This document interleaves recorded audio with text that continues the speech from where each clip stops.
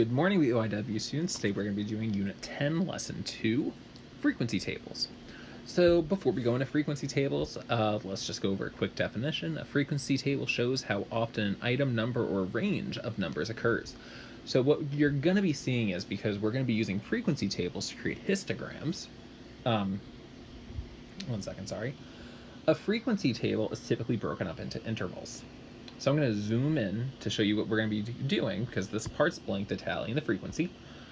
You're going to see that there's a range of numbers. So for instance, I have a range of 20 to 28, a range of 29 to 37, a range of 38 to 46, and then a range of 47 to 55.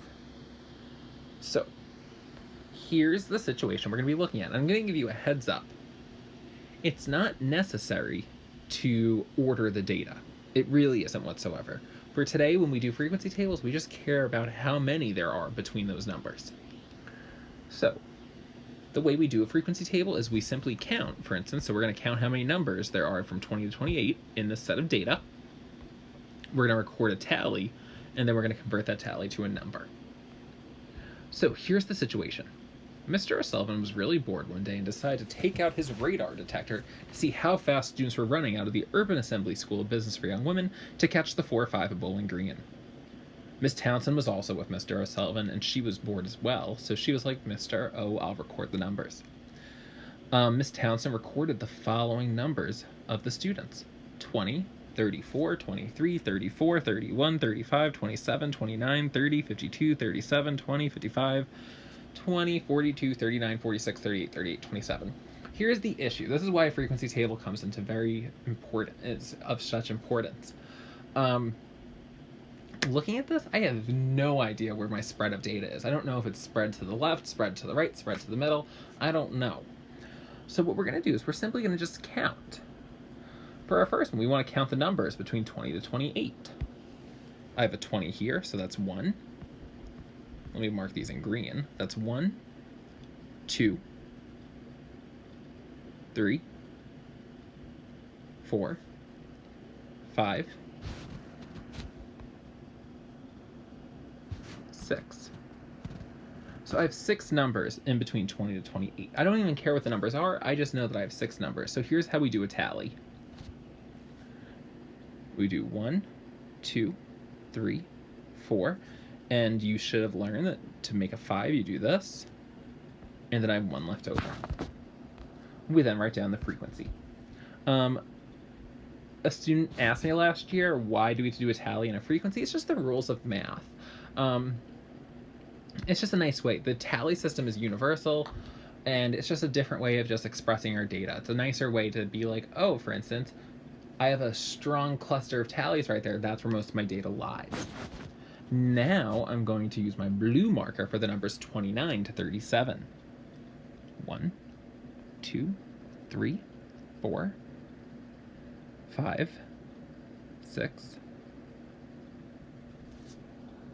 Let's see if there's any more over here. That's it. 6 of them. So I'm going to do 6 tallies, which is the exact same as above. So 1, 2, 3, 4, 5, 6.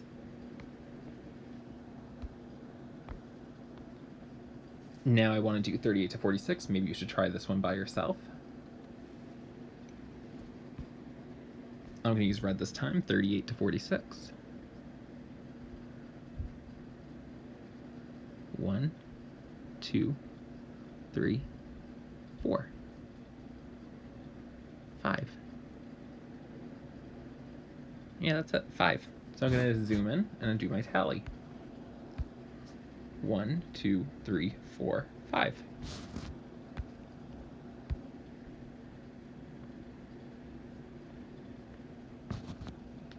And now, just to make sure we hit everything else, we're going to do 47 to 55. And I'm going to use black this time. 1, 2, 3. Only 3 pieces of data lie at 47 to 55.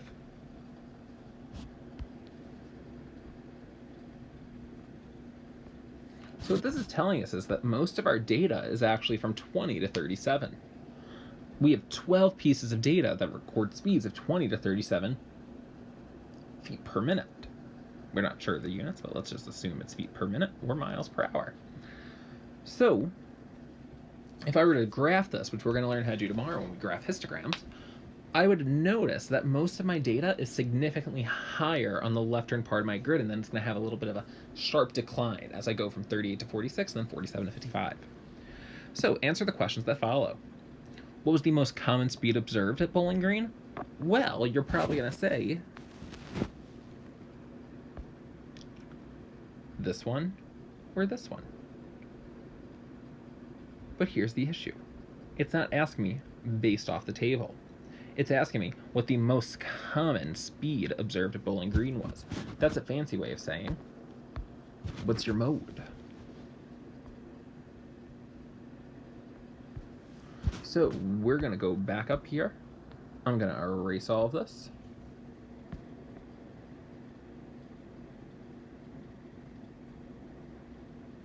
And we're going to look at the number that occurs the most. If you look at your data, the number that occurs the most is your 20, because it occurs 3 times. So my mode is 20.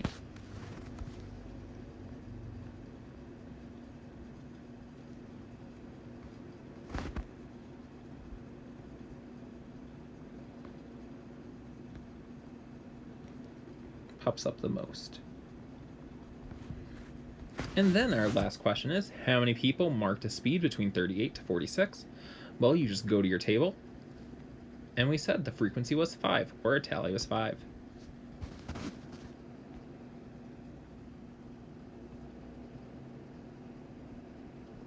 And that's your final answer. So here's your task. If you're stuck, watch the video again. Make sure you complete the independent practice that is found on Delta Math. It's not a worksheet, it's a Delta Math. And that's about it. You do not need to... Oh, sorry, one second. You do need to make sure you write your daily question you're noticing, log into Google Classroom. If you're stuck, email myself or Miss Townsend. We're going to be having a quiz on Friday. Have a great, great day.